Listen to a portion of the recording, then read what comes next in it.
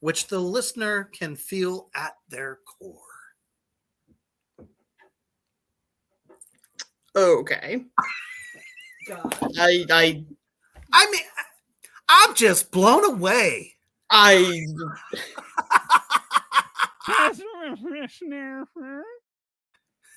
What's up, Kyler? What the fuck did that even tell us about anything? I don't know anything about riffs. I don't know anything about drums. I don't know shit about nothing. No. Fact of the matter is, if you like a little bit of like, I don't know, almost kind of metal, it's like metalcore / something. Yeah.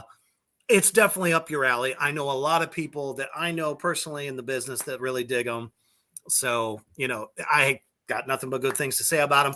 I heard, I think, a couple of tunes, but I don't totally, you know what I mean? Yeah. I don't totally know that much about them, but just enough that I wanted to make sure that in case some of you out there in Three Witches Land happens to dig them, obviously you know why.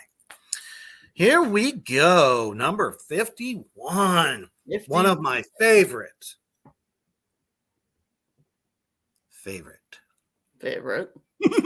Doom metal bands. Motherfucking High on Fire. So.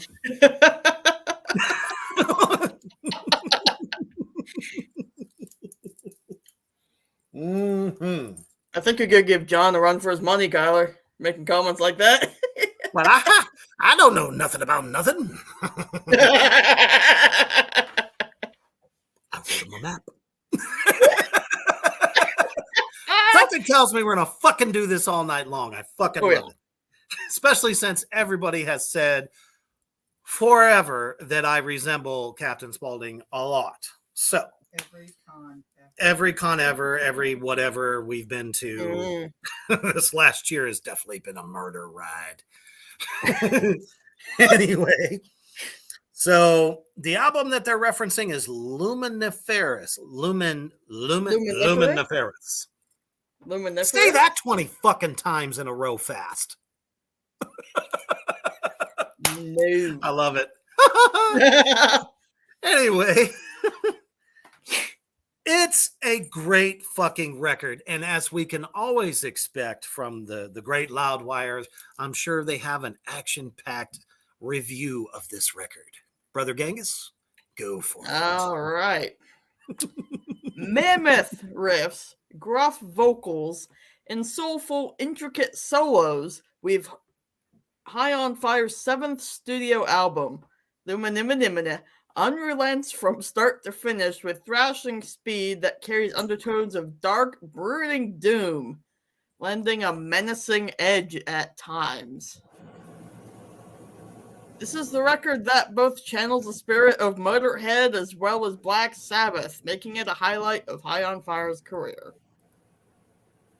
I think that last sentence was about all we could have got to describe anything about fucking High on Fire. If you dig Doom, let me tell you, this is definitely the band for you. But they're not your traditional Doom.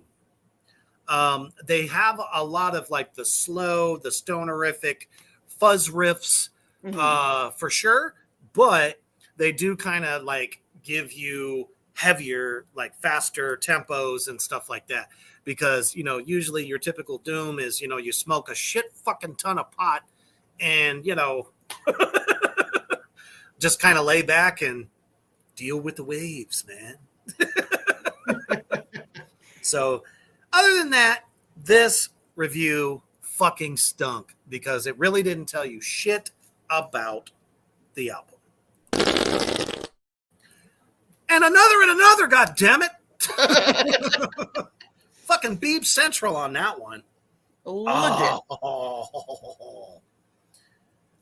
Do you want this one also? Or do you want me to take it? This next band is fucking do, brother. Amazingly awesome. Yes, they are.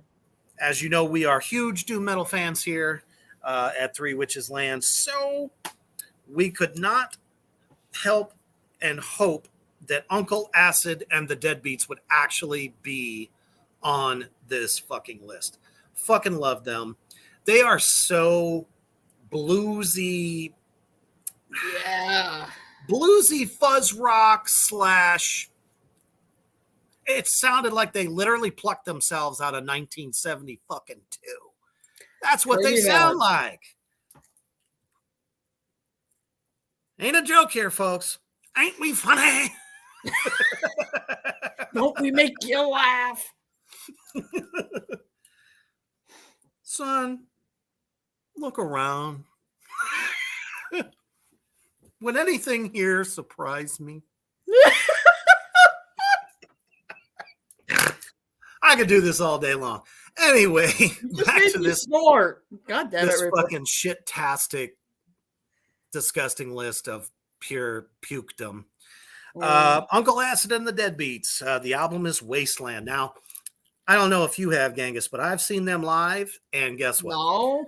Literally replicates the entire album, note for note, sound for sound, voice, whole 9 yards.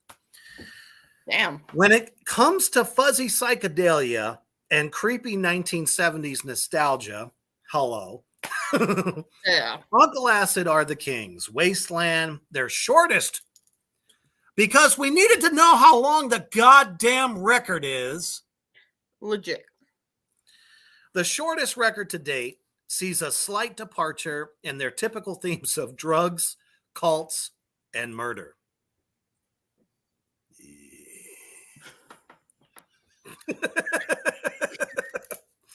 Okay. And rather focuses on a dystopian post-apocalyptic world as a response to our present dependency on technology. Okay, well, what exactly does that not have to do with drugs and cults? Exactly. Oh, here we go. What? Tutti fucking fruity! Or as Bill Moseley said, there is no tutti fucking fruity in your future.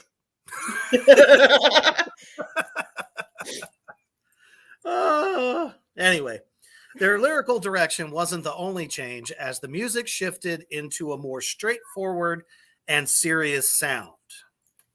Despite the album's brevity, there is still an apparent uptick in riffs, making Wasteland all the more memorable. An uptick! Wait a minute. I don't have any teaks.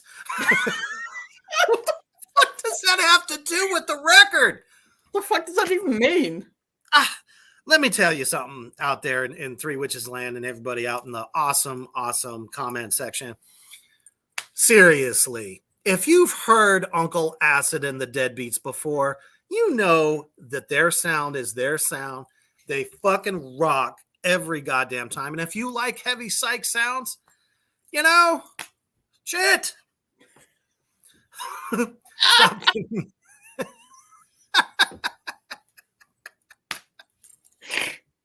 I have the emotional support whiskey right here on tap. So no beers, please. Golf clap of doom.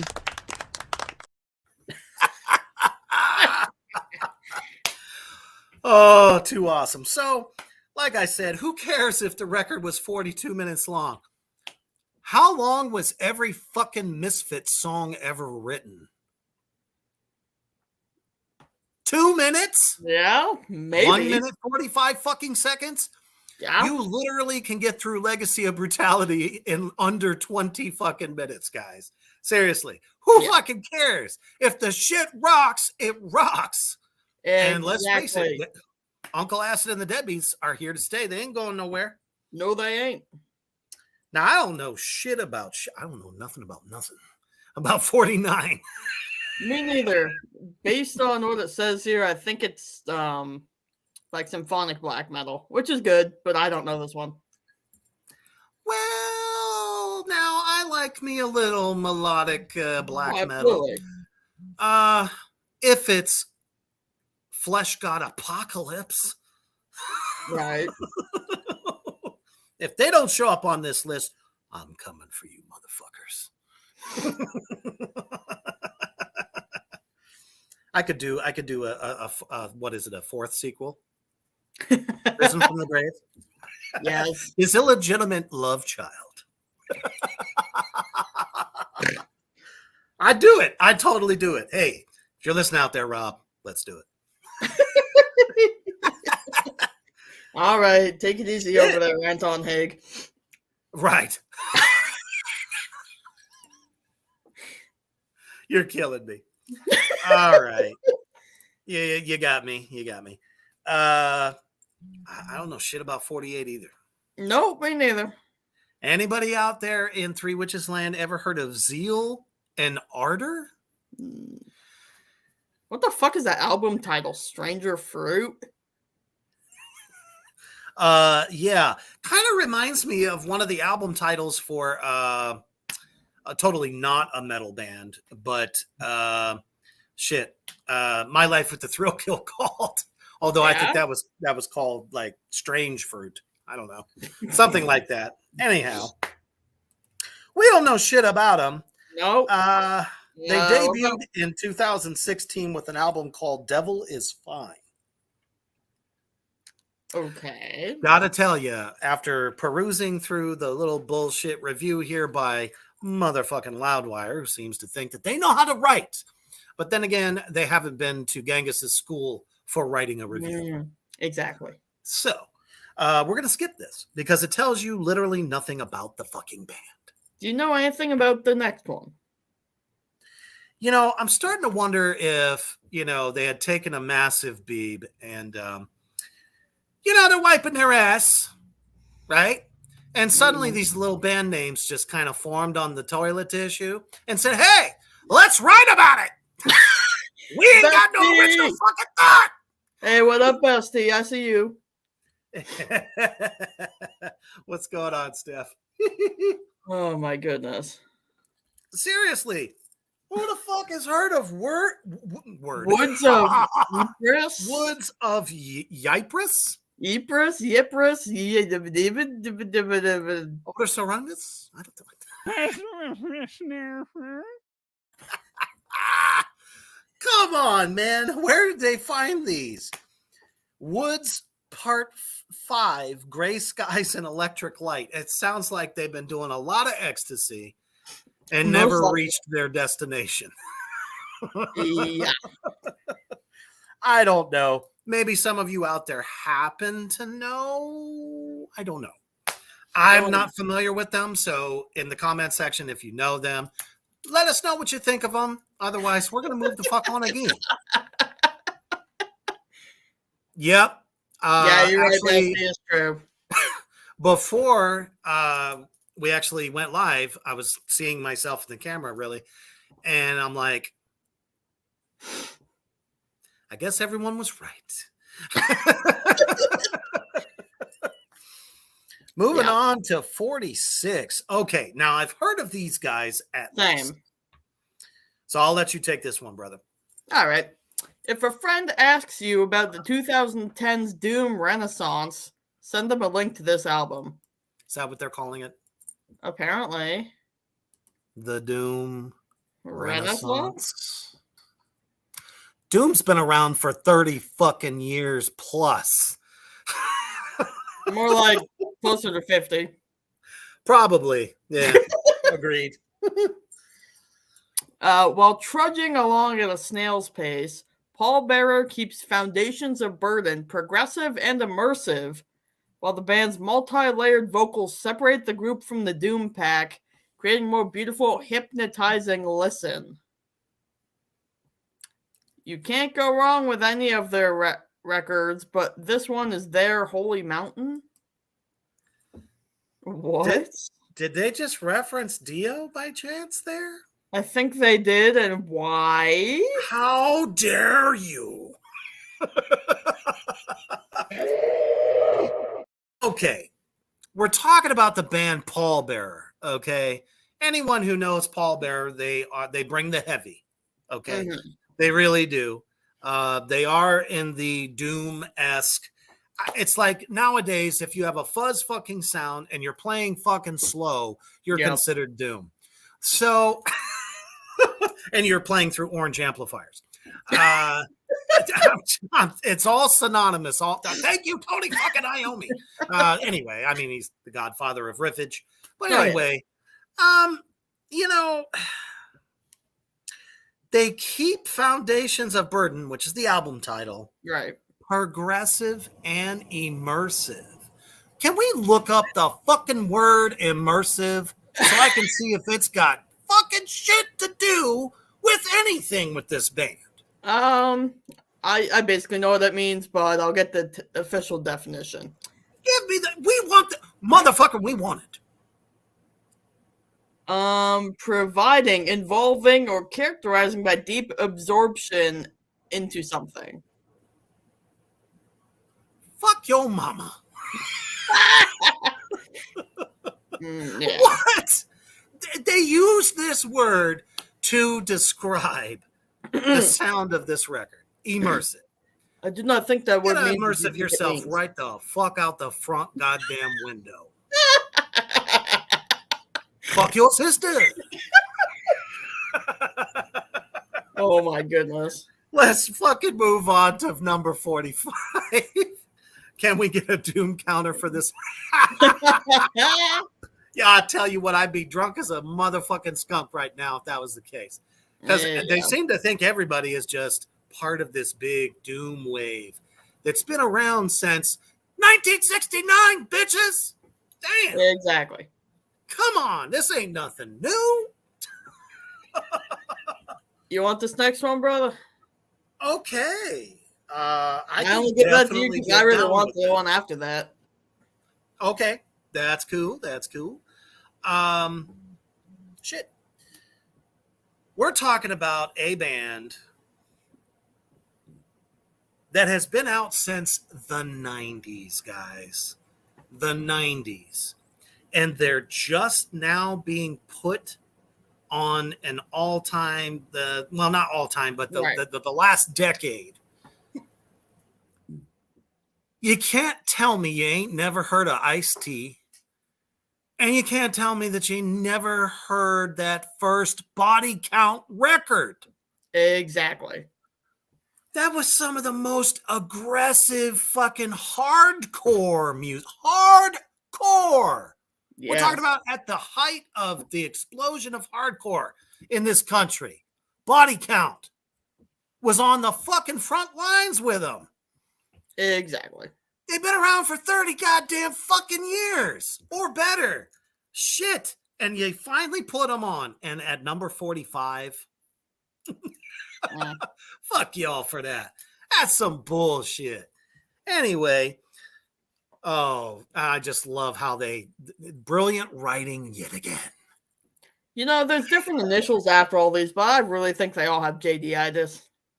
I'm telling you, they've all been sucking that crank for and a bunch of How's Your Fathers at least a good dozen times because every time we read it, it just keeps getting funnier. Exactly. And no smarter than sticking our heads in a toilet. So, beloved street tough actor Ice-T put his old school hardcore and metal roots on full display with this explosive 2017 release. At least they had the balls to basically let you know that these guys have been around a long time without saying it. Yeah. Bloodlust, produced by the prolific and highly influential Will Pukeny, is what I would like to call him, because who fucking cares who fucking produced the record? Nobody needs to know about that. No. I got news for you. Bands are not only as good as their producer, they're only as good as fucking musicians if they have talent. Agreed. Is aggressively clear and fiery reflection of the times. Here we go. Institutional and cultural problems such as racism and police brutality are by no means new problems in America, but the recent rise of... I'm not even getting it. Fuck's sake. I'm not fucking touching that. Okay. No. Folks. How many of you were around when NWA came out? I was. Loved What year it. was that? I don't remember. I still love it. The fucking 80s, man. The late 80s. I was not. But I understand. But anyways, there have been influential bands, not even just bands, but even just like I said, like NWA, masters of fucking rap. Yeah. This is not the first time that a body count record was about what was going on in neighborhoods across America and everything else, all that other stuff we don't need to talk about. Yeah. Man, you didn't tell us anything we don't already know about body count, other than you should have been saying how much the album kicks ass. Their lead guitarist has some of the catchiest fucking riffage. And man, the drummer that backs up that band, shit. Yeah. It is funkalicious. I'm serious, man. Fuck. At least they made it in modern times, I guess. But, like I said, we're talking about a band that is celebrated since the 90s. Yeah. So if you just caught on to body count, go back and get that first record. I'm talking about the first one. Because once you listen to that, it's going to set the tone for every album that they did after that, and you're just going to fucking love it. In that short of a time, I managed to summarize this great band, and once again, Loudwire, you suck. Yep, I think we need to let our buddy out of his cage. What do you think? I definitely believe so, because they managed to. It just seemed like they felt like they had to mention them. Yep. Instead of really digging what they've done in their career. So let the beast out.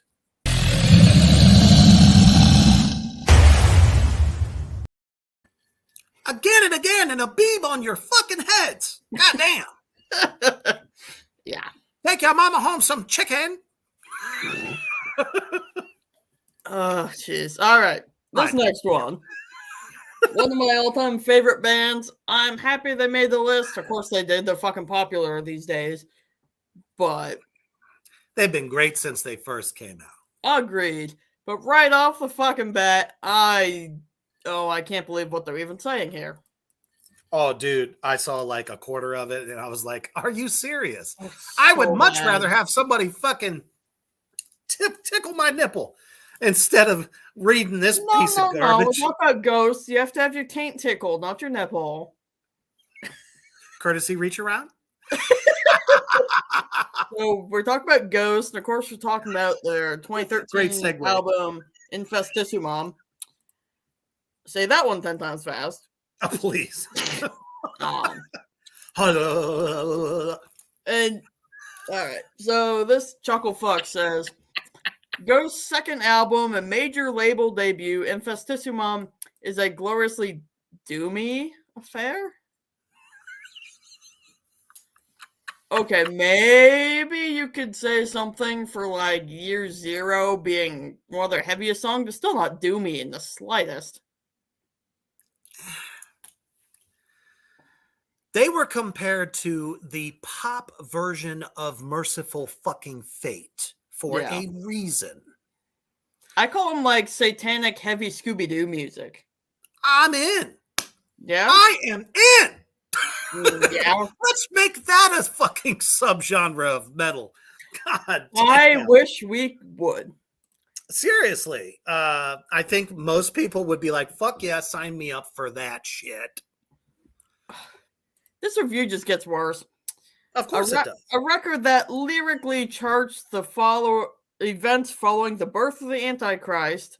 The LP's 10 tracks are shrouded in themes ranging from anxiety to sex, and it's all wrapped up in the band's characteristically mystical sheen. It's not Ghost at their absolute best, but this album was a fine foundation in which Tobias Forge and company could grow their global cult following. You know, I've said this a lot. I've had this argument a lot with a lot of people I've known over the years. everyone says first record was great. It was heavy, but that second record just didn't hold up. Now, what did we say about artists if they're not growing? Then they're not really artists. They're not really, a lot of people say, oh, well, a band that suddenly got onto a major label is now being like the strings pulled. Are you fucking kidding me? Tobias Forge lives, breathes, and sleeps everything he fucking says. Exactly. He's the real deal. Just that's why they compare him to King Diamond all the time. Oh, for sure. They're the only two Satanists, real Satanists, I may add, in the business that have no problem telling you, and it doesn't matter if it's super fast, loud, and thrashing and heavy, or if it's moderately heavy and it's a song you can bop to, you just don't realize that we're praising old great goat Lucifer. Well, I hate it when they do that. I know. It's like, oh no, if somebody from the underground suddenly becomes a major label act, the record company owns what they're doing. And it's like, motherfucker, really? They built that shit. Exactly. God. So that review absolutely fucking stunk. Absolutely horrible. Ooh, number 43. I like it. But before we do that, let us take a quick commercial break to our wonderful brother across the seas. If you love horror apparel, and he's got a lot of really good band ambassador groups, check out Poison Valley Clothing. Allahu Akbar.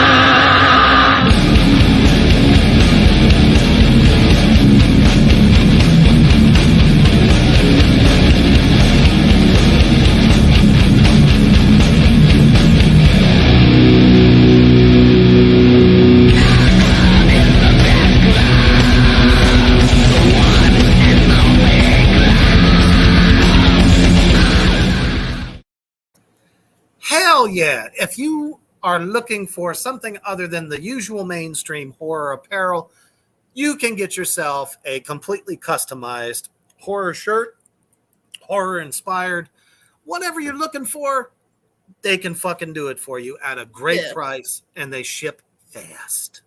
Poison Valley Clothing, Facebook, check it out and get yourself one.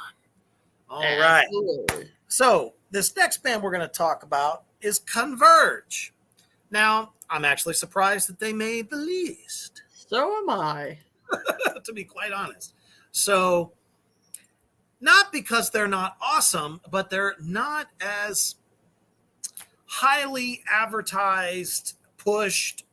Yeah. I don't know. It's like if they ended up on somebody's tour, you learned about it. Well, at any rate, so it says after 2009's Collaborator Heavy Axe to Fall album, Converge stripped things back on All We Love, We Leave Behind. The four members of the band are the sole performers who appear on the 2012 effort. Okay. Did we need a fucking history lesson? They seem to think so. Motherfucker, really? All right. Jagoffs. That encumbered outlook extended to the recording process. Renowned metal producer and Converge guitarist Kurt Ballou exploring the band's signature sound in fly-on-the-wall fashion. Let's think about that for a second. What the fuck does that have to do with anything about this record? A fly-on-the-wall fashion? What? The only thing a fucking fly does on the wall is just kind of looks around, Maybe leaves the poop behind. Maybe pukes. I don't know. Maybe he's fucking another fly. Fly Probably. fucking. That has nothing to do with the sound. For real. Fucking hell. Anyhow. Yeah. That's one of our, 15 days of Halloween. So decided to go with my all-time favorite icon, Mr. Sid Haig. Anyway, but it all adds up to the Boston hardcore bastion's most appealing effort since 2001. That's another thing. They've been around a long fucking time. They got a great body of work. If you're a hardcore fan, man, anytime somebody says Boston hardcore scene, this is one of the bands you think of. Absolutely. They were right up there with Hatebreed and a lot of the other ones. So it's like, why are they just now being talked about? It's another thing, just like Lamb of God. Those motherfuckers that were killing it for 10 fucking years before they actually suddenly became a household name. It's like Phil Anselmo from Pantera at the time had to wear one of their t-shirts for them to even get noticed. Yeah. Pretty fucking much. Hell. Talk about, bands being family like that, which is totally killer. I wish they would do that to this day, but they do not. Whereas the record captured the band's output at the cusp of their youthful effectiveness. Okay. So are you saying as we get older, we don't deliver like we used to? Apparently. Maybe you can't get it up anymore, but god damn it, Ozzy's still killing it on stage at the age of 73 and held up by a back brace. And he's still delivering. You cannot tell me that a band does not grow both in sound, artistry, lyrically, over a period of 12 fucking years. Come on, get the fuck out of here. Yeah. So anyways, it wraps it up with All We Love documents the tricks learned and perspectives gained when the same group of musicians became road-tested scene leaders. Did he just punch him in the fucking balls? Yeah, he did. Yikes. What? I'm a little stunned at that. I am literally too. just punched them straight in the balls. We're talking about legends of hardcore here, right? And he's like, oh, they learned some new tricks and, gain some perspective on life, as though life never changes for anybody. Exactly. It's the same shit when they attacked Korn. Exactly. It ain't no different. It ain't no fucking different. PT, it means pussy twat. You stupid fuck. You can't write for shit. Nope. Here we Talk go. about one of your newer all-time heavies. Oh, yeah. I'll let you take this one, Brother Gangis. All right. Let's see. The band is Periphery, and album is Periphery 2. This time it's personal.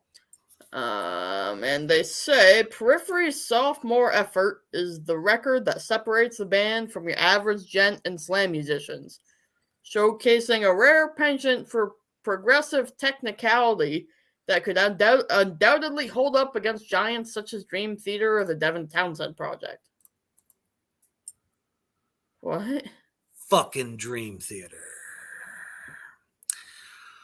Devin Okay. Townsend has some talent, but Dream Theater, you're comparing someone to Dream Theater as a compliment. Townsend Project is very good. It's very different. It's very prog kind of metal. Right. But if you're going to tell me that you're going to take a band like fucking Periphery and try to compare them to the likes of Dream Theater, fuck off. That's some bullshit. Unlike the rest of the band's discography that leads one way or the other, Periphery 2 is the perfect amalgamation of genres, blending unlikely influences to produce intricate, groove-laden brutality from start to finish. Abso-fucking-lutely. That's the one really good thing they ever said. Thank you, Hugh. Just gotta tell you, it's Balding was always bald, and I have always been bald too. So, peace. Oh my goodness. Anyway, so moving on there. Periphery is definitely one of like the gentiest bands ever. I actually found him through a YouTuber who does nothing but like guitar. And he was talking about his list of like the heaviest bands that he listens to. Yeah. And that was one of them, man. And I'll tell you, I heard that first fucking track. I couldn't fucking believe it. So good. Absolutely. So good. So, like I said, for them to kind of say that they're very Dream Theater-ish, not even. No, not at all. No. Maybe Gojira-ish? Sure, I'd be good with that. I would be good with that. But definitely not fucking Dream Theater. Fuck Dream Theater. Absolutely not. Fucking assholes. Overrated. Look at number 41. Okay. All right. No. You know, sure, they've got some talent. Sure, I suppose you can call it metal. I just don't dig it. They're the backup band. Let me go that far. And Brother Gangis is talking about baby metal. All right. 3 pint-sized girls who actually have, in my opinion, I mean, I don't know what they're saying, but their singing voices are very fucking good. Do I think it should have been metal? No. I just don't know. It's not anything against. I love female fronted bands, right? In this moment, shit. Them. At this point, pick your favorite because there's a lot of them. That there is. Arch Enemy will always be my favorite all time. That's just me, but it just sometimes, I mean, it's a big show. It's a big production. They are like acrobats that sing. Yeah. And like I said, beautiful fucking voices. But I don't think it necessarily works in the in the realm of metal. No, not. But they have earned their place. I mean, to say. If they get props from Rob Zombie, he can't be totally wrong, can he? But well, it's like I said, I don't even totally hate it. I just don't necessarily know if it works. I don't as know. a listener. And it's okay, but I never go out of my way to listen to them. I feel it. They're not for everybody. No. Everybody out there in Three Witches Land, baby metal is definitely not for everybody. So let us move on. I don't know how you feel about this band. They're okay. Sadly, it's a band that I could take them or leave them. Yeah. They've been around a very long time. That is true. The Devil Wears Prada. Now, when they first came out, they were very, very, very popular. They were on a lot of really good tours with like Shadows Fall and some other bands right around the time, let's say, Devil Driver first fucking started. And they were everywhere. Every package tour, they were a supporting act. So, I mean, in those early days, I mean, it wasn't bad. It's just that a lot of these bands sounded the same. Yeah. A lot of people say that about metalcore. Nothing against metalcore, but in this case, they were one of those that just kind of fell to the wayside. So they chose Dead Throne from 2011. And it says that it is significant because it marked the evolution of the band in terms of both sound and stature. Want to know why? Because when they first started, they didn't sound anything like they do on this record. This is a classic case of they listened to management and the people that track trends. Yeah. And that's what you get. So if you're a fan of it, awesome. I just, not my thing. No. I don't know. That's why I said I can take them or leave them. So moving on. Oh goodness, this is a sore spot. Sore spot?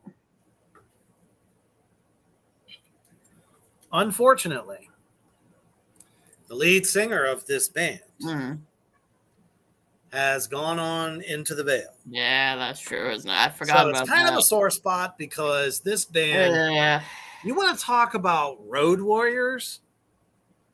These were the guys. The band we're referencing here is the Black Dahlia Murder. So, great band.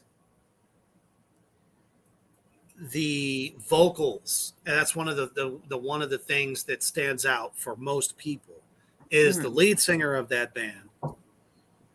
Wherever you are, brother, hope you're still rocking. Absolutely. Was just unstoppable. Great voice. Nobody else sounded quite like him. And of course, as you guessed it, nothing in this review says anything like that. No, it doesn't. So other than, trying to tarnish any part of their legacy, I'm not going to read it. No. Oh, of course. There's that one is a JD. That explains it. Oh, of course. Of course. That's why it's so shit-tastic. Yeah. All right. Number 38. Number 38, Trivium. The album is In Waves from 2011. I'm familiar with the band, but I don't think I know that record off the top of my head. I've heard a couple of cuts off of it years ago, so I can't really say too much. Yeah. But for sure, though, they are still here. Yeah. They were another one of those bands that you thought was going to fall off. They were, for sure. Because, again, it's just like any other decade of metal music. Whatever's hot is what they push. Whatever was hot for a second kind of gets, just like they did with all the alternative music and the grunge era and all that stupid shit. So here we go. It's simply impossible to discuss great metal of the 2010s and not spotlight Trivium, one of the greatest and most popular metal bands of our time.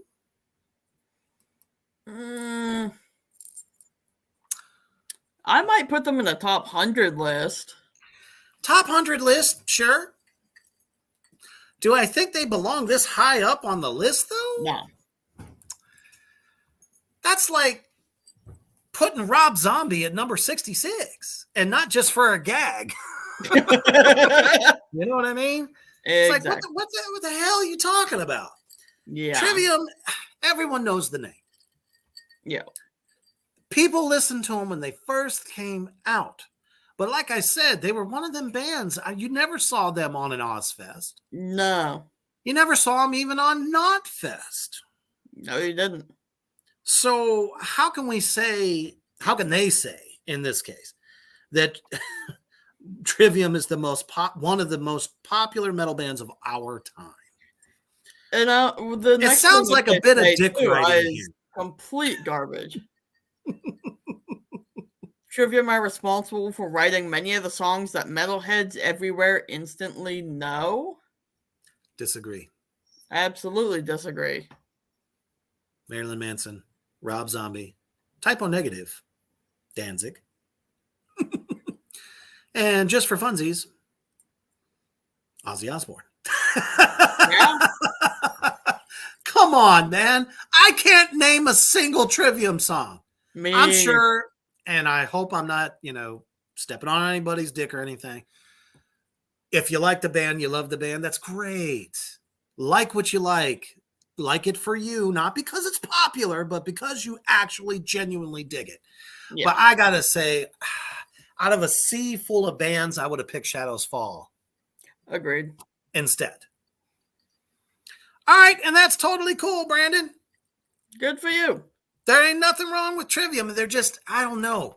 We're talking about that period of metal that had so many breakout bands all at once. It is hard to say that Trivium is one of the most popular. Yeah. They said the most popular. Now, Slipknot, I can get with. I can get with that. And I'm surprised they haven't even been referenced yet. So am I. We counted down from number 66, and they still haven't mentioned Slipknot or Rob Zombie or Marilyn Manson. Maybe I'm thinking the wrong decade. I don't know. No, but I'm pretty sure all of them did shit in this decade. As am I. For sure. Now, number 37, I don't know shit about. Me neither. So, with that in mind, let's take a quick commercial break. To one of, especially since spooky season is so happening right now, even though that it's spooky for us all year round, not just on the holidays, but to our good friend over at Desaia's Creep Shop.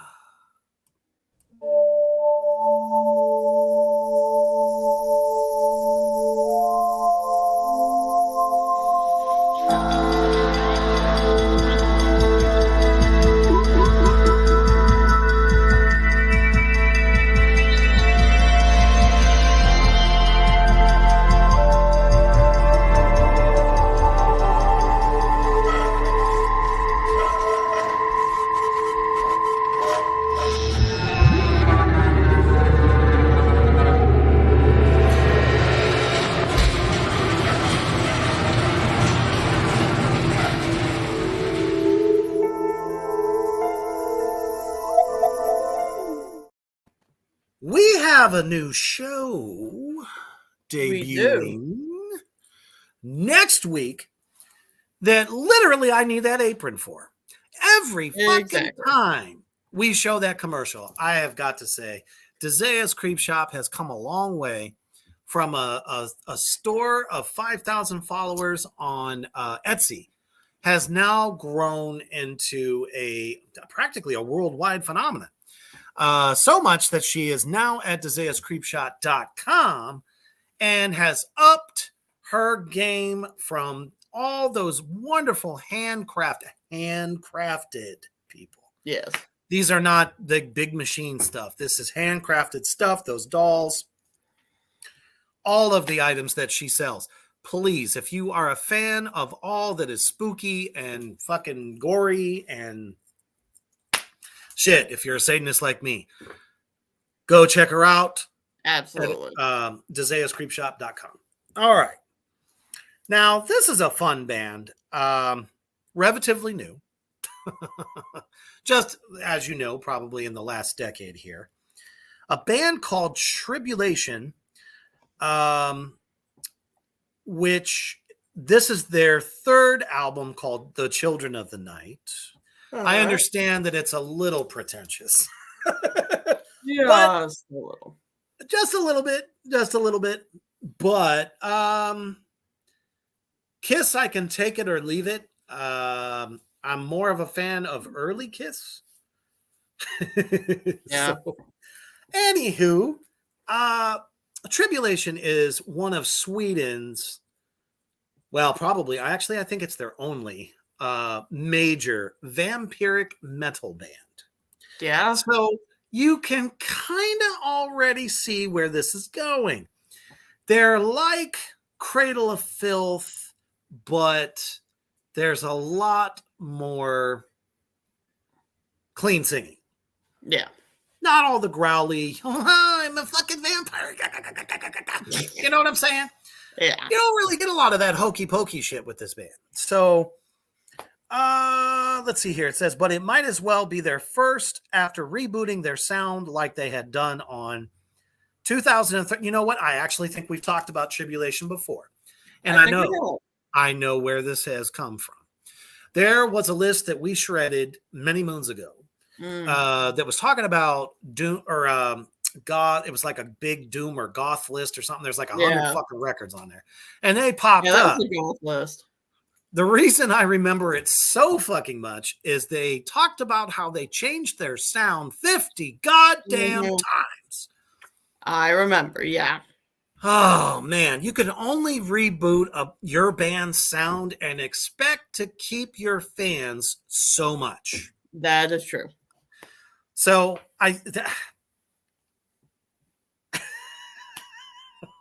okay, let me go ahead and get some more introspection here.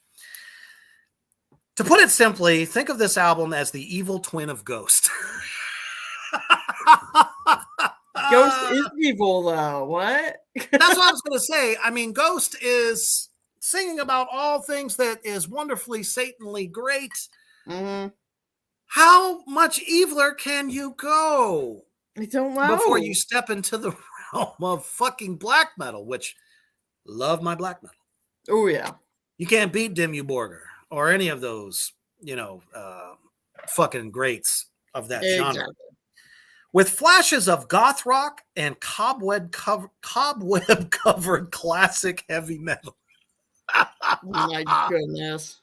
I could barely get through that. Say that 7 times fast and I'll buy you a beer. Because I sure as fuck can't do it. Tribulation takes a darker approach, retaining throaty, gravelly vocals. Like I said, they're more clean versus the screaming. Mm. So if you like to adorn fucking goth apparel and tight leather pants and, bullet fucking, can't even say the word, belts, and everything that is chains and spiky, and you like to put in the fangs, well, this is probably the band for you. Yeah. But the thing is, vampires have always been cool. It did not take a metal band to do it. Exactly. Cradle of Filth, typo negative. They're acting like this is the first fucking band to do this. No, not at all. And you couldn't even pick up one of Peter Steele's balls. And you call yourselves vampires. Yeah. Fuck off! Agreed. Anyways, it says, thanks for making vampires cool again, fellas. JD. Really? JD, you fucking suck. I'll tell you. Well, we have a question here. Brandon wants to know what our favorite band is. That is so difficult. For you. It is for me, yes. Yeah. It very much is because I am a lover of all different types of genres. I mean, I am too, but I gotta go my boys Moonspell. Best band, without a doubt. And should be on this list. They put out 3 albums in the 2010s. Come on.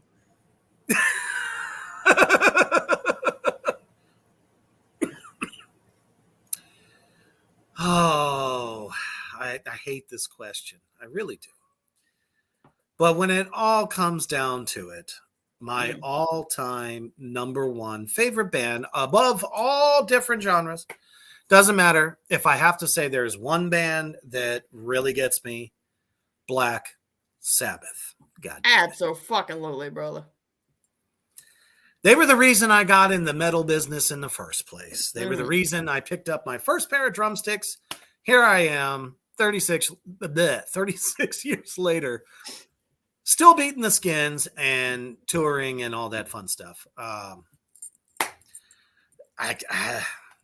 There just hasn't really been anyone to top that 10-year legacy of those albums with Ozzy. Don't get me wrong. I still like the Ronnie James Dio stuff. But nothing beats those first 10 years, in my opinion, as far as creativity. So we've reached the hour mark and we've reached 35. Do we do it or save it for another time? Let's just save it. Okay. As if the rhetoric of all these reviews didn't make you sick, throw up, or take a big shit somewhere. Yeah. already, we'll save you the trouble of having to clean it up by saving it for the next edition. So thank you all so much for tuning in tonight. You've all been awesome. Thank you to everybody out there in Three Witches Land, the comments section. We love you. Absolutely. And but when you're about to lay down and rest your head on a pillow, stay heavy.